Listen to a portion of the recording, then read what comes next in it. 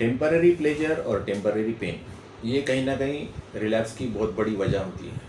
मेरा नाम है सचिन जोशी, मैं समर्पण नशा मुक्ति केंद्र में एज ए काउंसलर काम करता हूँ।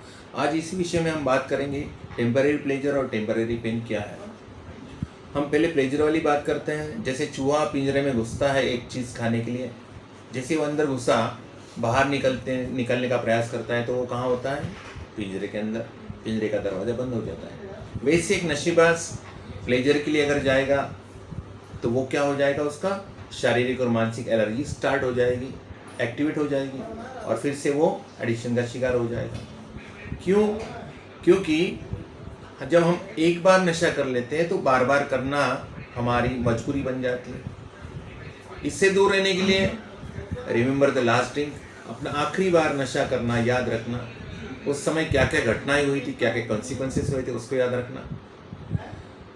इसके लिए जवाब इसका समाधान, stay away from first drink. पहला घोट, पहला लाइन, पहला कश, पहला दम से दूर रहना, पहली गोली से दूर रहना नशे की, यही इसका समाधान है। अगर हम पहला घोट, पहला लाइन, पहला कश ले लेते हैं तो रिलैप्स। अगर पहला घोट, पहला लाइन, पहला कश से दूर रहते हैं तो रिकवरी। ये कॉमन सेंस है, लेकिन नशेबाज इसको इग्नोर करता है। वो सोचता है एक बार कर लूँ, आज के दिन कर लूँ, आज खुशी का मौका है, आज होली है तो कर लूँ, आज दीपावली तो कर लूँ, आज शादी है तो कर लूँ, आज बर्थडे तो कर लूँ। एक बार अगर करेंगे तो बार बार करना पड़ेगा, ये मजबूरी का मामला है। रही बात पेन की, अगर पेन टेम्पररी पेन है, कोई दर्द है, तो अगर नशा करता है तो नशे को कोई फर्क नहीं पड़ता आप पेन में कर रहे हो कि प्लेजर में कर रहे हो। जैसे आप खुशी में मिठाई खा रहे हो कि दुख में खा रहे हो या ऐसे ही खा रहे हो। आप 12वें 13वां जब होता है तब आप बेसन की बर्फी खा लो या शादी में आप मिठाई खा लो तो आपकी शुगर लेवल तो स्पाइक होना ही है। इससे कोई मतलब नहीं है कि आप खुशी में नशा कर रहे हो या दुख में कर रहे हो। आप एंटर हो जाते हो उस पिंजरे में, फिर पिंजरा सोने का हो, लकड़ी का हो, चांदी का हो या पीतल का हो, उससे कोई फर्क नहीं पड़ता। पिंजरा तो पिंजरा ही है। आपका नशा 1 रुपये का है कि 1 लाख रुपए का, उससे कोई फर्क नहीं पड़ना। आपकी मजबूरी आज स्टार्ट है, उसके बाद जीवन की अस्त व्यस्तता फिर से शुरू हो गई।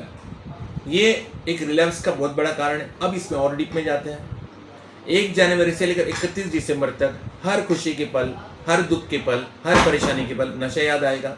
अगर एक बार भी हमने कर लिया तो बार बार करना पड़ेगा, ये हमारी मजबूरी है। अगर हम इसको नहीं करते हैं तो रिकवरी हो सकती है, अगर करते हैं तो फिर से हमारी मजबूरियाँ शुरू हो जाएगी, कॉम्प्रोमाइज समझौते हो जाएंगे।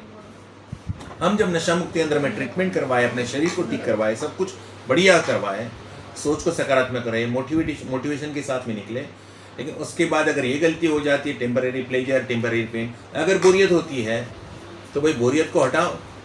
अगर पेन हो रहा है, किसी चीज़ की तकलीफ है तो उस पेन के ऊपर काम करें।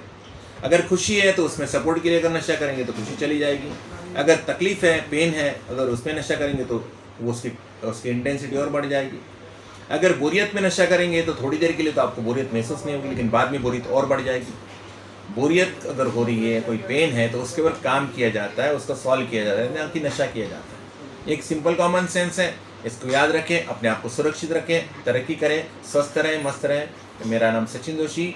आपके अगर इस वीडियो में कुछ सजेशन हो, इसको और बेटर कैसे बना सकते हैं, सजेशंस आर वेलकम।